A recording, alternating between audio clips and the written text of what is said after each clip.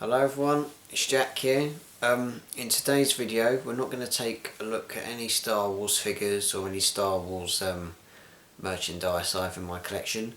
In today's video I'm going to do a Star Wars Episode 7 The Force Awakens spoiler video. The date is January 1st 2016, so Happy New Year to everyone. And I did say in a previous video that I would do a spoiler video in the new year. Obviously, if you haven't seen the film, I urge you not to watch this. If you have seen the film, please don't hesitate to comment, like and share, and I'd just like to hear some of your feedback on the film and what you think about it. So what I'm going to do today is I'm just going to read a load of spoilers out that I've written down on a list, and I'm just going to obviously just discuss what my opinions are about the film and how J.J. Abrams has obviously made Star Wars Episode 7 The Force Awakens a great film. So the first thing I want to point out is the first part of the film. We do see a ship going over the planet Jakku, and then all of a sudden we see that these small little ships coming out. They are very similar to a small ship or boat that was used in the Second World War on the Normandy landings on June 6, 1944. I'll say back then they had 5 beaches to conquer. You had Utah and Omaha, which the Americans took, Gold and Sword Beach, which the British took, and Juno, which the Canadians took. And as you see, obviously in the film, you see them fly onto the planet Jakku. The ramp releases and you see all the soldiers, or the First Order stormtroopers. We see them running out and obviously attacking the village and trying to find a little piece so they can look for Luke Skywalker. I was very impressed with that opening start. I love the way the ships were made. They're obviously, like I said, got an iconic World War II look, and it's really cool to see them in action. So that's the first point I've obviously brought up. The second point is obviously Poe Dameron and BB-8 are looking for Luke Skywalker. Obviously Princess Leia has obviously sent her best pilot out, Poe Dameron, to look for Luke Skywalker with this little chip to find where Luke Skywalker is, where is his whereabouts, and Princess Leia has got some concern about her brother. She doesn't know where he is. He's gone into hiding and she's desperate to find him. Next point I want to give you a look at is also Kylo Ren was a former student of Luke Skywalker. He wants to look for Luke Skywalker as well. He's desperate to find him. They've been looking everywhere for him, and they just want to find a little bit of data that Poe Dameron has, and they want to use it to try and find Luke Skywalker. Also, we know that Poe Dameron obviously gets captured by Kylo Ren. He uses the Force and uses these mind games so he can obviously interact with Poe Dameron and cause effect on the brain and body. And he obviously takes it, but obviously gets knocked out at the same time. Finn helps Poe Dameron escape. Obviously I could see it coming. I mean, if I was a stormtrooper and obviously upset about killing innocent people, I would personally help Poe Dameron escape. Finn is such a cool character. I did have a obviously think about what the first plot would be, like would Finn do something, but it was just accurate, the plot I managed to think over the last couple of weeks before I went to see the film. Obviously Rey on the planet Jakku, she's such a great scavenger. She can look after herself, she can really look after herself. I mean, if anybody tries to cause any issues, she can look after herself. What else we got? Kylo Ren is very easily angered, so that's another issue that I want to point out.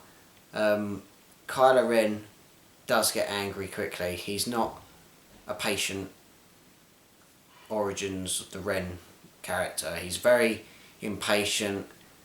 He lacks some qualities in patience. I mean, he just needs to calm down and take it easy, but he's easily frustrated. I mean, there's a scene where he takes his anger out on a computer screen, and then a First Order officer comes over to say we can't find Poe Dameron. He's escaped with a stormtrooper, uses the Force and strangles him. Doesn't kill him, but we just see him strangle him like that when he uses the Force and then grabs him by the neck. But yeah, he's very easily angered. You don't want to mess with him. Personally, I would hate to mess with him. I mean, even though he's a former Jedi, a former pupil of Luke Skywalker, you don't want to mess with him because he can obviously tear you limb from limb. What else we got? New X-Wings. The new X-Wings are absolutely brilliant. They're the same as, obviously, in Return of the Jedi, Empire Strikes Back and New Hope, but they've really worked on these X-Wings now. I mean, Poe Dameron is absolutely excellent with an X-Wing by far. I mean, he can really look after himself. He's a Han Solo / Luke character. He's a good pilot, but he can really look after himself. The new X-Wings are brilliant. New TIE Fighters, they're just the same. They're really cool. Obviously, they're quite hard to shoot down, but obviously if you get a good shot, you're lucky enough to destroy them. Obviously, going forward a bit, BB-8 is such a cool little character. She loves Poe Dameron dearly, Rey and Finn. She's such a cool little character. She's going to be an iconic character, I think, in years to come. She's such a cool little character, and she's very good at keeping secrets. I mean, she didn't reveal any whereabouts for Luke Skywalker. She's very cool and consistent. Supreme Leader Snoke. Obviously, I did a review yesterday on the Darth Plagueis theory. He's very creepy. He's very menacing. You don't want to mess with him as well. The music's creepy, and he just wants to use Kylo Ren to try and track down Luke Skywalker. And there's a lot of hatred for young Luke Skywalker. Funny Stormtroopers. There's a bit in the film where we also see Kylo Ren lose his anger again because Rey has escaped, and we see him obviously get his iconic lightsaber, start smashing it about on all the different technical equipment, and we see the Stormtroopers walk around the corner thinking, he's off again, I'm not going to mess with him. I mean, that was really funny. I thought that was really cool what J.J. Abrams done. What else have we got? Obviously, Kylo Ren is a Solo, Princess Leia and Han Solo's son. It's quite cool that they managed to do that. I mean, I did read the Expanded Universe's comics, and I did know that Han Solo and Princess Leia did have a son and a daughter. And obviously Ben Solo is the son of Princess Leia and Han Solo. Chewie's crossbow in the film, it's absolutely brilliant. It's got such a great kick bash to it. I mean, it's really powerful. You don't want to get in the way of that. I mean, it can obviously tear your head off, your arm, your leg, or any major vital organs as well. I mean, they can leave them scarred for life. Obviously, we've seen the new Starkiller base. There's 4 planets that gets destroyed in the film. It's like a new Death Star. It's not exactly like the Death Star, but it's another space station. I mean, for some reason, the Empire, they love making new space stations, but they love to leave a weakness in, like either a trench or a hole or a secret compartment where people can sneak in or fly X-Wings in to destroy it. I mean, they're great builders, but they leave silly weaknesses out. Obviously, another thing as well, Rey said Kylo Ren is not as powerful as Darth Vader. I mean, that's a scene that is absolutely brilliant with Adam Driver and Daisy Ridley. He's really started to click there, Kylo Ren. I think that's the scene where we see him we see his sensitive side as well. Like, he wants to continue Darth Vader's legacy over the last 30 years, but because he died in Episode 6 Return of the Jedi, he wants to be the best person to fill the role of Darth Vader and complete the task he wanted to achieve. obviously Kylo Ren again. It's Ben Solo, Princess Leia and Han Solo's son. And something that's really upset me, I mean I didn't get upset in the film, but my jaw was just like, is obviously we see Kylo Ren unfortunately kill Han Solo, Harrison Ford.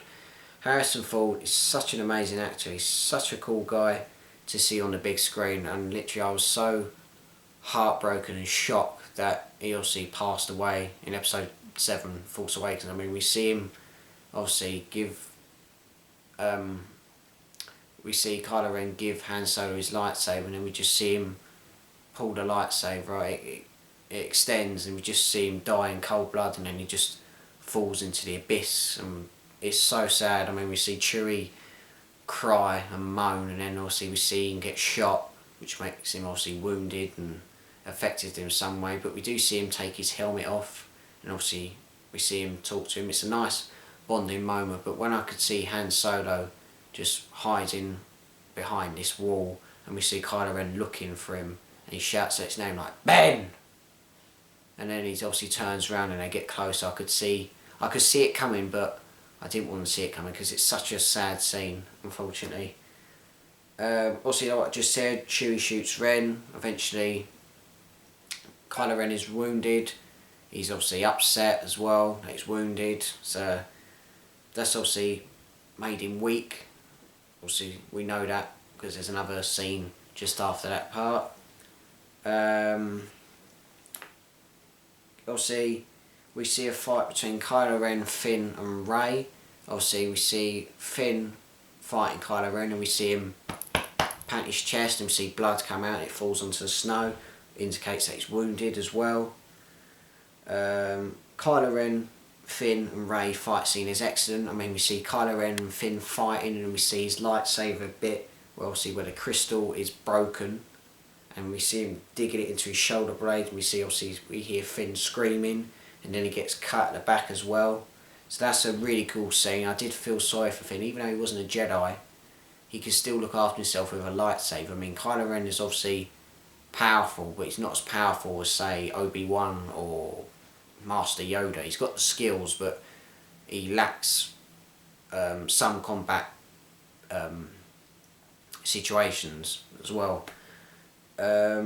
Obviously, Star Killer Base is the home of the First Order. Obviously, we see that in the film. We see the X-Wings flying in. We see Han Solo, Chewie, Han Solo, Chewie and Finn go behind enemy lines to try and rescue Rey. It's such a cool scene. I'm really pleased with that. It's a really nice base, Star Killer Base. I wouldn't mind having a base there. I mean, it's the amount of First Order Stormtroopers we see when General Hux is obviously giving a speech about a new weapon. We see Captain Phasma behind him, and it's just such an amazing scene. DQ, apparently that is the base for the Resistance. Obviously we see that in the film. The actual place where they filmed that was Buckinghamshire, Pinewood Studios here in the United Kingdom. Over the years we've seen so many iconic films made over here, and ever since 1977, since George Lucas made episode 4, and then obviously 5 and 6 in 81 and 83, and obviously the prequels 1999, 2002 and 2005, and obviously 2015 episode 7 Force Awakens, they've always had a special time in London. I mean, they've got a really nice relationship with London. I mean, they've always welcomed here, and it's such a cool base as well, the Resistance base. Apparently, I don't know if I'm pronouncing this right, it's Horizon Prime was one of the planets destroyed. I believe that was the planet for the New Republic, obviously like Coruscant, but obviously the New Republic 30 years after Return of the Jedi. So that's the planet that got destroyed. Obviously we see Finn and Poe Dameron have a good relationship. Obviously he rescued him from Kylo Ren's Star Destroyer. They flew out in a TIE pilot, even though they got shot down, and Finn took his jacket, he survived. He managed to get himself together and go back to the Resistance planet's base. I mean, eventually when the other Star Wars films come out, I could see a good relationship with Finn and Poe. Like they're working together, going behind enemy lines, just basically a good friendship and a good bond. There are two words I associate Star Wars with, and that is friendship and family. Star Wars has had such an influence on all of our lives over the years. They've had an influence on my life. I mean, look at all the stuff I've bought over the years, all in my collection. It's just amazing. It's such a great film, The Force Awakens. Really, really good. Obviously, it's from the Bible as well, not Star Wars, but we've got good versus evil. We've got the Sith as the devil, Satan, and we've got the Jedi as God, the Saviour, and all that lot. But it's such a good film. And there is one more issue I would like to just point out before I wrap up today, and that is Darth Plagueis and is Anakin's father. Apparently, I don't know if this is true, but what happened is apparently it's just like where you see at Christmas time God impregnated Mary and Mary gave birth to Jesus. It was just like that, and obviously Anakin's mother Shmi got impregnated by a god or somebody. I think it's like Darth Plagueis. I'm not entirely too sure. I might be talking rubbish, but I just want to get this point out. And obviously it's just like God with Mary and Jesus, and obviously Shmi was impregnated with Anakin, and he was the chosen one. So that's like to say that Anakin was the Messiah of the Jedi Council. He was the one who would bring balance to the Force. He would be the one to destroy the Sith and end this dramatic time in the war.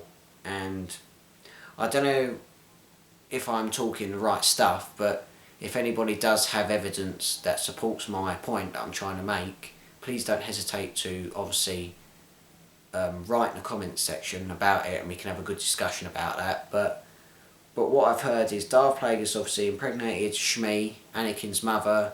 She was impregnated and gave birth to Anakin, the chosen one, the Messiah. And obviously we don't obviously know Anakin's father, but that's a guess really. But that's all I know really. But yeah, that's just my Star Wars Episode 7 spoilers video, just mentioning a couple of facts and scenes in the film. Yet again, the film is absolutely excellent. JJ has done an excellent job. All the young cast and obviously the older cast, absolutely excellent. I highly urge you to see the film. Obviously, it's the new year now. I'm going to see it a couple of times as well. But yeah, the new year, December has gone so quick, and obviously we're in January now, 2016. It's just gone so fast, and it's been such a good year for Star Wars. Obviously we've got the new figures coming out this year. Star Wars Rebels figures, more Force Awakens figures, more Lego, more Black Series. It's just a great year for Star Wars every year. So that's my Star Wars Episode 7 Force Awakens spoilers video. I hope you've enjoyed this long video. Sorry it's a little bit long, but I just wanted to get my points out that I wanted to discuss. And yeah, thank you very much guys. I'm really pleased that you've obviously stayed tuned to watch this. And I'll be back with another Star Wars review very soon. I do have a Star Wars Rebels figure in the post at the moment, waiting to be delivered, and that is the Inquisitor. I will be reviewing him next in my next Star Wars review, so stay tuned for that. So I'd just like to say thanks for watching guys. Thank you for taking some of your time to watch my reviews, and I'll be back with many more very soon. If you haven't done this already, please don't hesitate to subscribe to my channel, and I'll see you very soon. So until next time, have a great new year. I hope you've had a great Christmas. Keep collecting, and may the Force be with you.